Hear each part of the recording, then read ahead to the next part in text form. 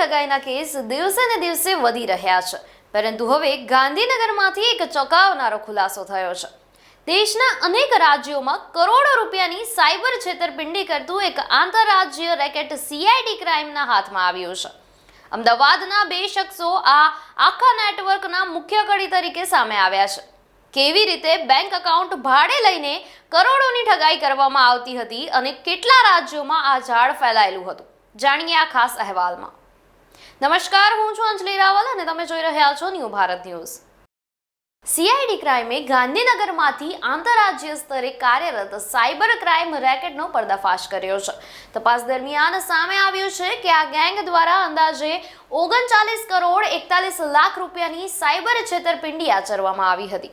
આ કેસમાં અમદાવાદના બિંઝોલ વિસ્તારના અમિત ગંગેરા અને રીતેશ પટેલ નામના બે આરોપીઓને ઝડપી લેવામાં આવ્યા છે। તપાસમાં જાણવા મળ્યું છે કે આરોપીઓ લોકો પાસેથી બેંક એકાઉન્ટ ભાડે લઈને તેમાં ઠગાઈથી મળેલી જે રકમ છે એ ટ્રાન્સફર કરતા હતા। પોલીસ તપાસ મુજબ બંને આરોપીઓ સામે દેશના 16 જેટલા રાજ્યોમાં કુલ 59 જેટલી ફરિયાદો નોંધાઈ છે। આથી સ્પષ્ટ થાય છે કે આ રેકેટનું જાળ અનેક રાજ્યો સુધી ફેલાયેલું હતું। આરોપીઓના મોબાઈલ ફોનની તપાસ દરમિયાન અંદાજે 11 જેટલા બેંક એકાઉન્ટની વિગતો પણ મળી આવી છે।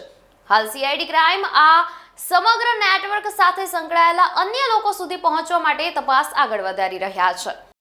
ગુજરાત રાજ્યના માનનીય DGP Shri KLN Rao sir અને નાયબ પોલીસ મહાનિરીક્ષક શ્રી રોહન આનંદ સાહેબની સતત સૂચના અને માર્ગદર્શન હોય છે કે મ્યુલ એકાઉન્ટ્સ જે અત્યારે ભાડે જે આરોપીઓ આપતા હોય એની ઉપર સઘન કામગીરી કરવામાં આવે એ અંગે જે એક ચોક્કસ બાતમીના આધારે બે આરોપીની ધરપકડ કરવામાં આવી છે સાયબર સેન્ટર ઓફ એક્સિલન્સ દ્વારા।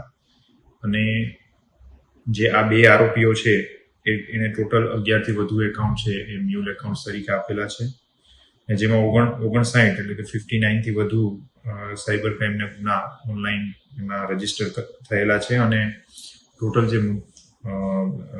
ફ્રોડ છે એ 39.41 કરોડ એટલે 39.41 કરોડ જેટલો છે। અલગ અલગ રાજ્યની એસીકે છે, જેમાં કર્ણાટક, હરિયાણા, દિલ્હી, તમિલનાડુ, ઉત્તર પ્રદેશ વગેરે રાજ્યોની પણ એસીકે છે આમાં સામેલ છે।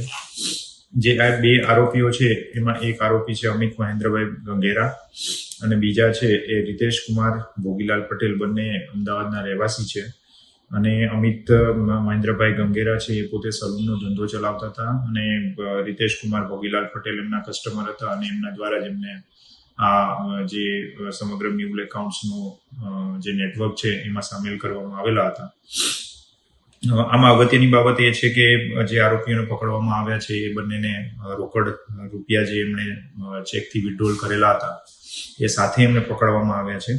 અને એટલે એ ખૂબ જ ગંભીર બાબત છે કે જ્યારે પણ આપને પૈસાની જરૂરિયાત હોય, આર્થિક ભીસમાં હોય, ત્યારે લોકો આ રીતે આપને લોભ લાલચ આપી અને મ્યુલ એકાઉન્ટ્સ ના નેટવર્ક સાથે જોડતા હોય છે। લોકોને ક્યારેક ખ્યાલ પણ નથી હોતો, પરંતુ આ ખૂબ જ ગંભીર બાબત છે। એટલે આપના માધ્યમથી લોકોને એ પણ સાવચેત કરવા માંગીએ છીએ કે ક્યારેય પણ પોતાનું જે એકાઉન્ટ છે, સિમ કાર્ડ છે એ કોઈને પણ ભાડે આપવામાં ન આવે। આપને ખ્યાલ નથી કે આપનું જે એકાઉન્ટ છે અથવા તો સિમ કાર્ડ છે એનો મોટા પાયે જે નેટવર્ક્સ ચાલે છે સાયબર ફ્રોડના એમાં એનો ઉપયોગ થઈ શકે છે।